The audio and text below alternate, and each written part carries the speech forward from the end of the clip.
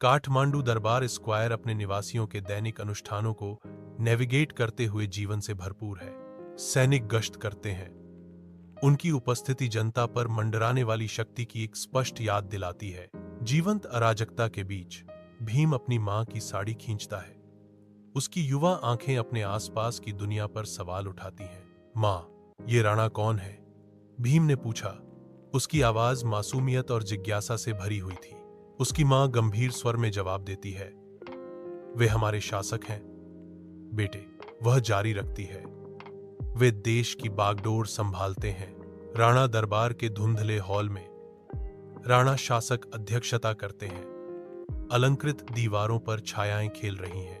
तनाव हवा में भर जाता है क्योंकि मंत्री गंभीर चिंता के साथ बोलते हैं, महाराज, लोगों में असंतोष बढ़ रहा है, हमें कुछ करना होगा। राणा का चेहरा दृढ़ संकल्प के साथ कठोर हो जाता है।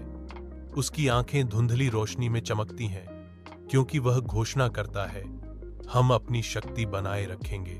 उसकी आवाज हॉल में गूंजती है, एक भयावह वादा, कोई भी हमारे खिलाफ जाने की अनुमति नहीं दी जाएगी। जैसे जैसे राणा की सत्ता पर पकड़ मजबूत होती जाती है, वैसे वैसे अदालत के भीतर बढ़ती अंधेरी छाया गहराती जाती है। जंगल में गहराई में बहादुर नायक इकट्ठा होते हैं। उनके चेहरे दृढ़ संकल्प से अंकित होते हैं। सूर्य की रोशनी चंदवा से छनकर आती है, जिससे धब्बेदार छाया पड़ती हैं, क्योंकि वे राणा शासन के खिलाफ अपनी बगावत की साजिश रचते हैं। उनकी आंखें दृढ़ संकल्प से जलती हैं, जो अत्याचारियों का विरोध करने के लिए तैयार हैं।